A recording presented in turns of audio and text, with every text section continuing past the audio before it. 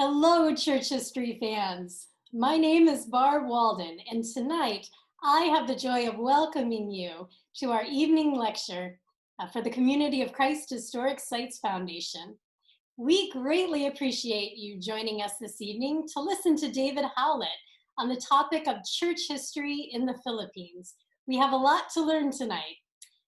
Now, before we begin tonight's lecture, I want to introduce you to our co-hosts. Our first co-host is Peter Smith. Peter is a dedicated member of the board of directors for the Historic Sites Foundation and has served as an awesome co-host for our annual Historic Sites bus tours ever since 2013. He's practically the face of the foundation at this point, and I couldn't be happier to have him on the board of directors. I also want to point out Megan Reed, another very important person who will be serving as a co-host tonight. Megan is working on her master's degree at Louisville Presbyterian Theological Seminary. This summer, she is serving as a student intern for the Kirtland Temple and will be assisting behind the scenes throughout the lecture series, and especially tonight. In fact, Megan is here tonight thanks to your generous donations given to the Community of Christ Historic Sites Foundation in support of the Alma Blair internship program. Thank you so much for your generosity. I think I can honestly say the summer lecture series wouldn't be going nearly as smoothly without your generosity in helping support the Alma Blair internship program, which has allowed Megan to share with us throughout the series. Thank you, thank you. Now, although the historic sites are temporarily closed for public safety due to COVID-19, the stories from church history and the preservation and maintenance of the historic sites continues on even in the midst of a pandemic. Donations from tonight's lecture help support the Community of Christ Historic Sites. Thank you again for your generous support. Megan has also dropped an online donations link in the chat box, and donations can also be sent through the mail to the address that Megan has also provided in the chat box. Now for the main event, our evening lecture, the moment you've all been waiting for. Our guest speaker tonight is Dr. David Howlett. David is the Mellon Visiting Assistant Professor of Religion at Smith College out in Northampton, Massachusetts. David has published a number of articles and books on church history. His latest publication was a joint effort with John Charles Duffy titled Mormonism, the Basics. David has also authored a fantastic book entitled Kirtland Temple, the Biography of a Shared Mormon Sacred Space. David has written a number of articles on church history that were published in the John Whitmer Historical Association, the Journal of Mormon History, Dialogue, and a variety of academic publications. David is a former intern at the Community of Christ Historic Sites, who later returned as the summer professor for the interns in both Kirtland and in Nauvoo. He served in that capacity for a number of years, and we were so richly blessed to have him and his knowledge of church history there for the Alma Blair interns. David is also currently serving as one of 3 official church historians for Community of Christ. Tonight's presentation is called The Story of the Community of Christ in the Philippines. Welcome, David, and thank you for joining us this evening. I'll turn the microphone over to you as we are all ready to hear about church history in the Philippines. Well, thank you, Barbara. Very happy to be with all of you tonight. I'm going to share my screen. I'll have my PowerPoint presentation playing. You can get, you'll see me like in the corner of your screen. There's a view that you can do that with. I have some images I'd like to share with you. It'll help also the time goes, so you're not looking simply at the spices on the refrigerator back there. Everyone asks, what are those back there? Those are spices in little tins in the refrigerator. So just so you know. Well, let me share my screen with you. And let's do from the beginning. So a slightly different title, Filipino Adventists, RLDS American Missionaries, and the Origins of the Contemporary Community of Christ. We'll start with a quote. On a beautiful morning on March 13th, 1966, the 4 of us, Carino, Cabida, Fortuna, and Cornell, decided to be baptized, remembers Maximo Cabida. Now 95 years old, Cabida, a lifelong resident of Binalonan, Pangasinan Province, Philippines, is the last surviving member of the group. Before their baptism, Kabita and the three other men had all served as ministers in the Church of God Seventh Day. Then, in March 1966, they decided to leave their old church and joined a new church based in the USA, the Reorganized Church of Jesus Christ of Latter-day Saints.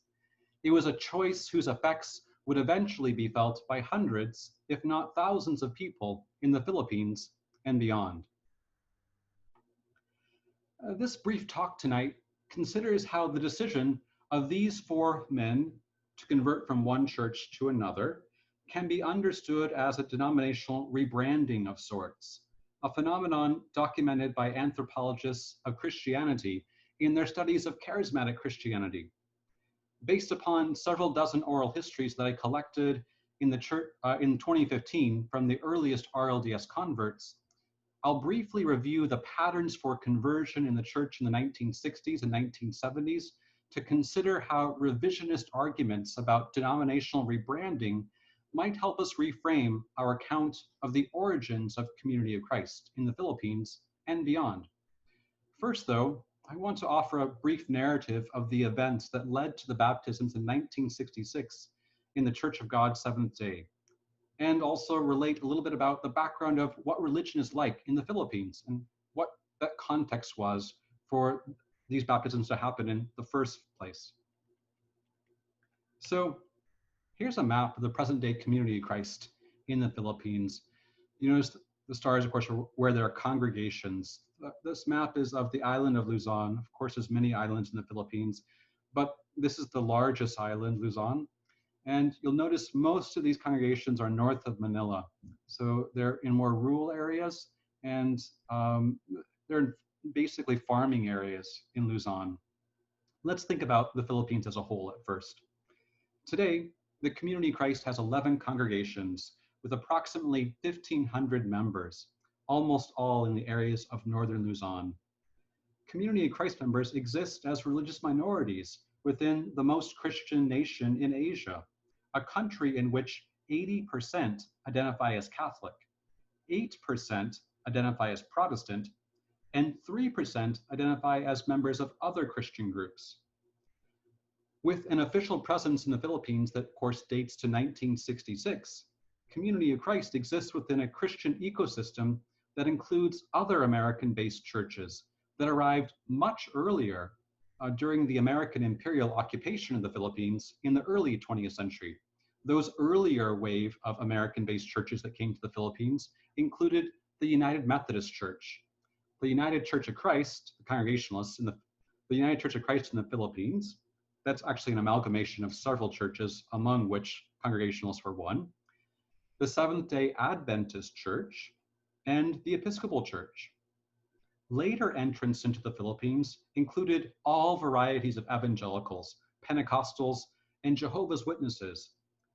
And beyond that, you also have within the Philippines a landscape which includes Christian denominations that are indigenous to the Philippines, including the ever-present Iglesia ni Cristo, whose buildings you can see in every town in the Philippines, and the Iglepayan Church, which is the Philippine Independent Church. Basically, it's independent from the Catholic Church in the early 20th century. The rural areas of Luzon bear witness to the presence of all of these faiths, and a robust system of denominationalism in the Philippines has grown, particularly in the last 30 years. So these groups now have presences all over the Philippines, where they had a more limited presence before.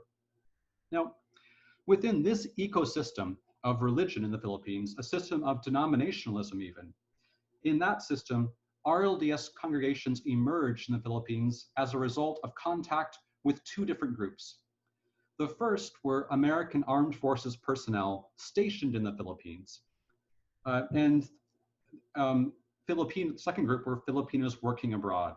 So the armed forces personnel helped establish small congregations in places adjacent to US military bases, like Clark Air Force Base.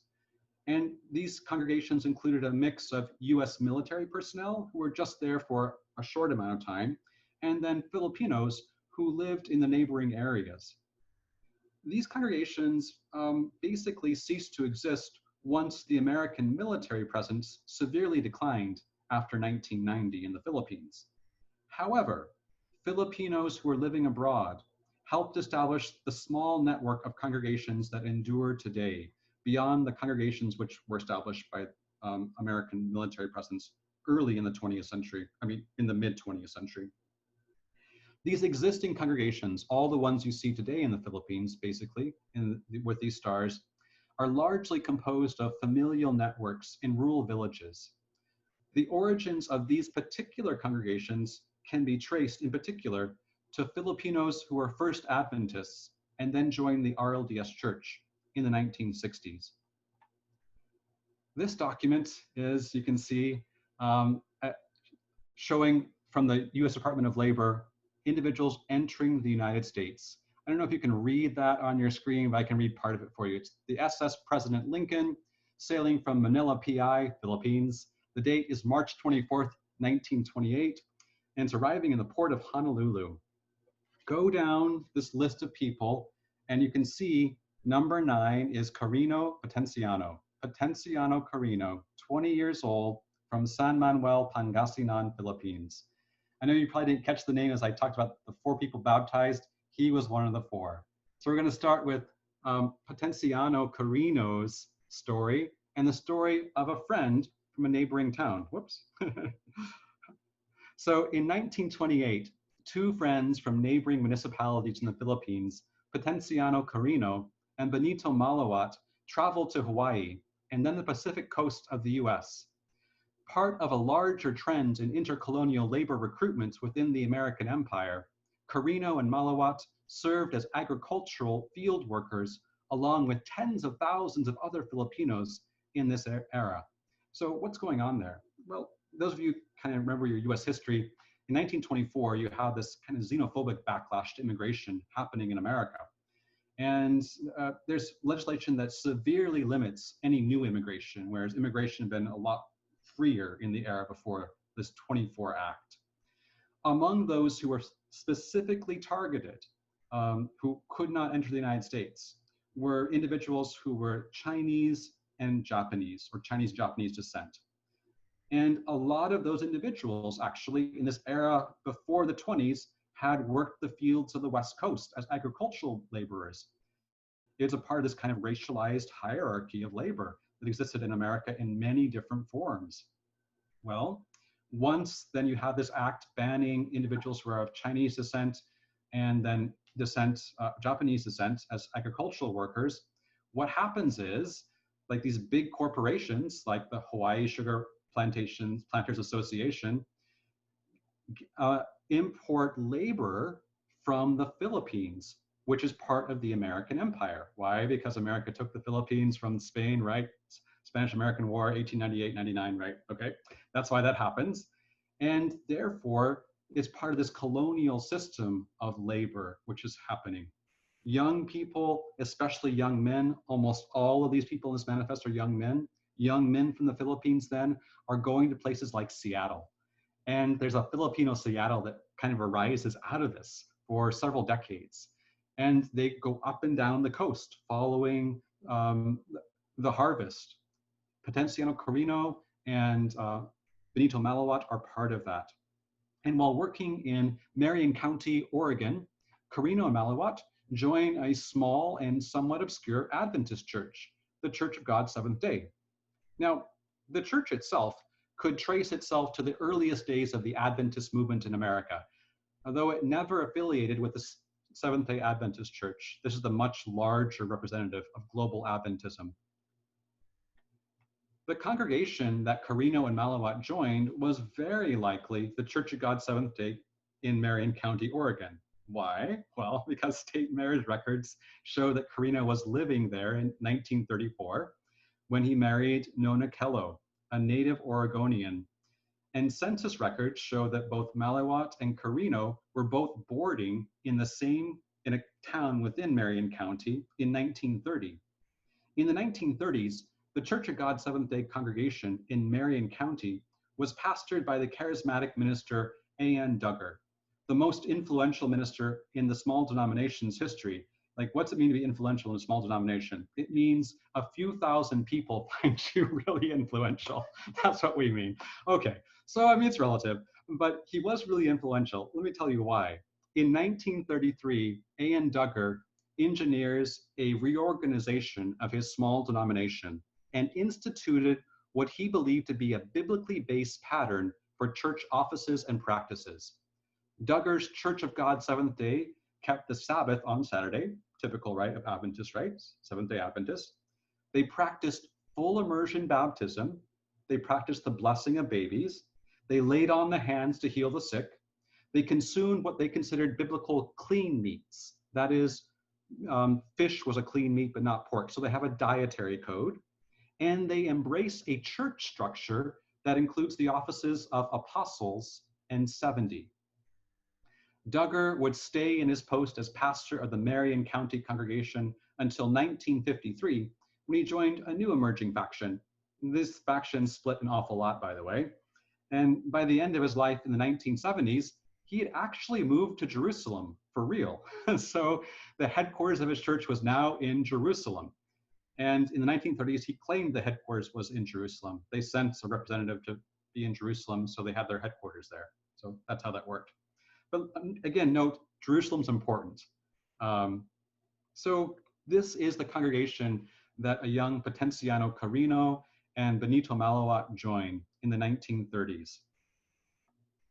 In 1937, Carino and his wife Nona moved from Oregon to Los Angeles, California.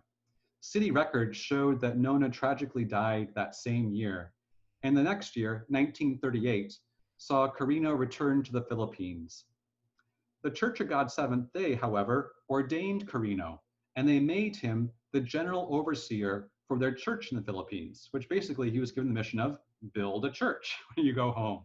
So over the next 2 decades, the quietly charismatic Carino organized a Filipino conference of the Church of God Seventh Day, with approximately 350 members, mostly concentrated in the rural barangays, that's hamlets, rural barangays, of the northern island of Luzon. Now, in contrast to Carino's move back to the Philippines, Benito Malawat stayed in the US and eventually moved to Independence, Missouri. What's going to happen next? You can predict this, right? So there, Malawat worked as a barber and joined a new church, the RLDS Church. He subsequently married an American RLDS member, and in the early 1960s, Malawat wrote to his friend, who some sources say was one of his cousins, Carino, about the RLDS Church. And Malawat began sending Carino missionary tracts and bearing his testimony about the RLDS Church's truthfulness. Now, the missionary tracts he's sending are the old go you and teach slides missionary tracts. So it's kind of like Jesus Christ built his church kind of stuff going on there about church offices. So you can see why this is going to be appealing after I've just told you what the Church of God Seventh Day believed in and what they accepted as true doctrines. Carino took the material very seriously and corresponded with Malawat for more than 3 years about the American-based RLDS Church. He also began to discuss the church's ideas with his closest cadre of ministers, including a young Maximo Cabida. Carino also received visits from RLDS elders serving with the US military in the Philippines. Finally, in 1966, Carino arranged for 2 RLDS apostles to visit the annual conference of the Church of God Seventh Day, held in Binalonan, Pangasinan province. And there's a picture from 1966 of the congregation in Binalonan with the sign Church of God Seventh Day, right there in Binalonan. RLDS apostles Charles Neff and Clifford Cole, both regarded as progressives within the Council of 12 Apostles in the RLDS Church, visited Carino's conference early in February 1966. By that time, Neff had been supervising the RLDS Church's expansion into Asia for the past 6 years, and his 4-year experience of living in Japan in the early 1960s had convinced him of the futility of a traditional RLDS missionary strategy that exported the American church in toto. A convert himself to the RLDS Church, he embraced what we might call a minimalist version of RLDS theology that he articulated as the worth of all persons and the reality of God.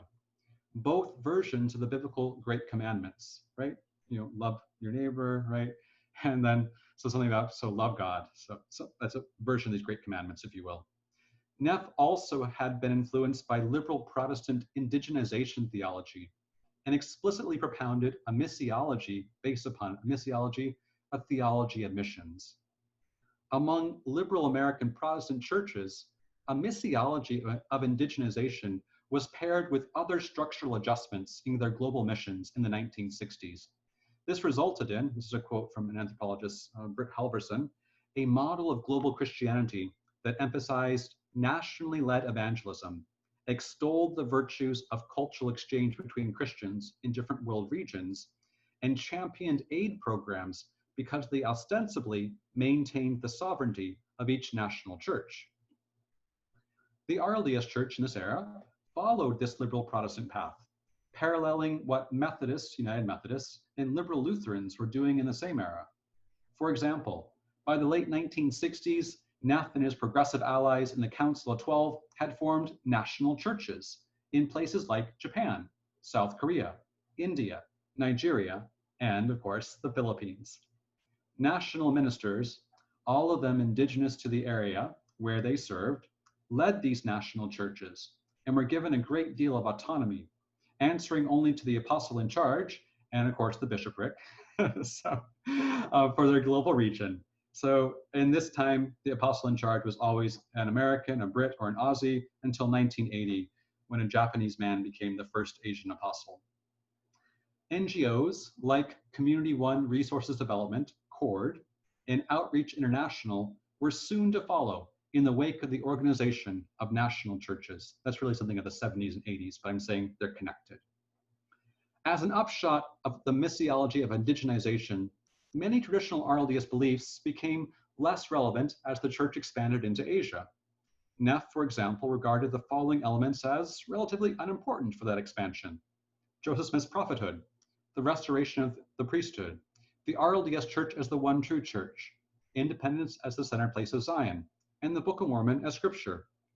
While these elements might be meaningful for American RLDS members, Neff saw them as unimportant or irrelevant to potential converts in Asia, many of whom, places like India, South Korea, and Japan, had never been Christian. Of course, the Philippines, it was a little bit different. Filipinos had long been Christian and had a teeming number of sects and denominations. So nevertheless, this was the view Neff took with him when he then met Carino and his Church of God Seventh-day Conference in the Philippines in February 1966. This picture is not of that conference, but it's a month later. So it's so close it counts, right? Pretend it's the conference. Well, actually, it's a month later. If you see the person in the white collared shirt who's holding something, that's Maximo Cabita. So this is a picture by Dale Bethel, a month after the conference. But let's talk about the conference. After several days of classes with the apostles, members of Carino's conference were divided over how they should respond. Ironically, many of the beliefs that Neff found irrelevant for other places in Asia, such as the church's structure, were very relevant to the Filipino Adventists, who found the RLDS priesthood structure with apostles and 70s a chief means by which they were attracted to the church. Neff would later recall that his past experiences speaking with Adventists in Japan and the US helped him understand the beliefs of Carino Cabita and others. He also remembered that Carino's group was affiliated with a church that said that its headquarters were in Jerusalem. And of course, that's undoubtedly A.N. Duggar's group, who had moved from Oregon to Jerusalem in the 1960s. I'm just saying, all the sources line up. So this is kind of cool when you find like sources together, like, okay, I found this obscure Adventist church's history.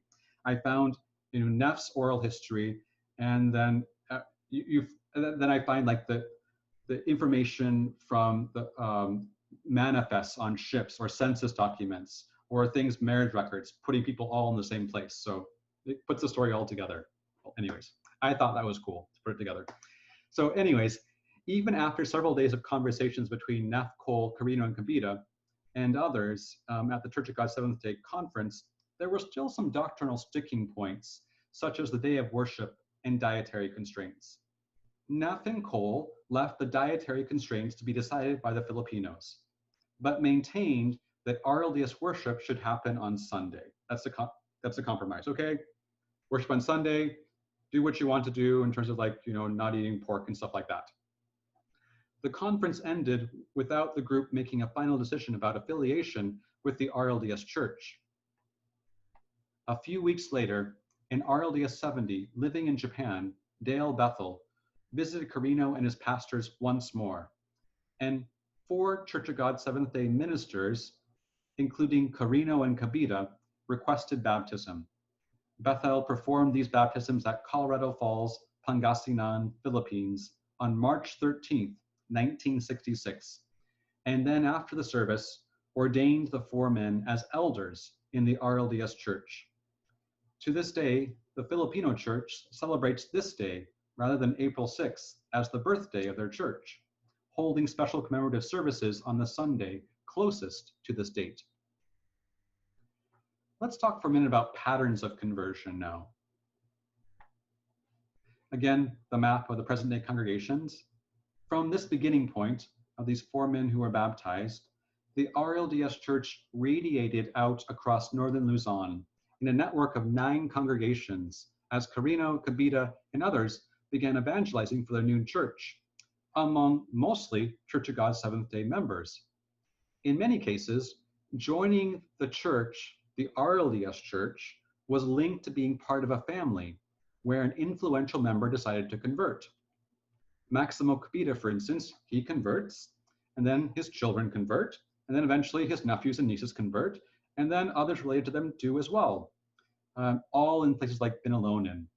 And then a village like called Dafun, you see a congregation on there called Dafun? Well, he has relatives there too. Another Church of God Seventh-day minister, Alfredo de Guzman, converted, and his large family converted as well in the remote mountain village, or it's a hill village really. It's not really the base of mountains, but it's remote. Even today, it's not always passable to get through there on the road to Dingading. Well, in that remote village of Dingading, there was this Church of God Seventh-day family. Alfredo de Guzman was the pastor of the church. The congregation, all of it converts, and it's mainly his family. Without some exaggeration, one might say that in the Philippines, most church members are either related to the Kavitas in the West or the de Guzmans in the East. That's a bit of an exaggeration, but not completely untrue. Conversion and kinship often go together. And we can think of kin as more than just biological kin, but also as our network of close friends, what we might call fictive kin. In some ways, the Church of God Seventh-day was already a fictive kinship network, made up of friends and literal relatives. And the RLDS Church that emerged duplicated this, literally, with key people and key families from the old church finding fellowship with each other in the new church. All of this follows a similar pattern that the early Community of Christ in the US and the UK followed in the 19th century, in the 1830s and beyond. When one peruses the names of early church members in these places, US and UK and Canada, one finds common names, Whitmers and Smiths. After a while, you begin recognizing names and knowing, oh, people are related. So this is also true in the UK among people related and already part of a few nonconformist groups where the church does very, very well among some congregations. So the point here is that one realizes that many converts early on in the early Community of Christ in the 1830s were good friends with key people before their conversions as well, not just related. So, I mean, they could be, yeah, okay, you get the idea. So there were people who were related and people who were just friends as well. So like in the Philippines, when a minister in the US converted, like Sidney Rigdon, so too did many of his congregation members who became stalwart members of the early Community of Christ. Of course, as a side note, before I visited the Philippines in 2015, someone named Barbara Walden made this connection for me and called Alfredo de Guzman the Sidney Rigdon of the Philippines. So there you go. Maybe that got me to thinking about that. I don't know, Barb. Anyways, I think this makes intuitive sense. Our religious relationships are intimate, close relationships, and many people want to have these in common with their closest friends and relatives. I think sometimes in America, we think of religion so much as voluntary association, of personal choice, that we fail to see that even in a society that values personal choice so much, people are really, really connected with other structures to structures like religions through families. So it's not all about personal choice. And certainly in societies that value family and kinship networks even more, I mean, it's much more about family too. And the Philippines is definitely one of those places. So anyways, just again to say, that's part of thinking about kin and fictive kin in terms of conversion. This, by the way, you can see what it reads. This is Lolita de Guzman. She's the last of the 9 siblings who joined the RLDS Church in de Guzman's family.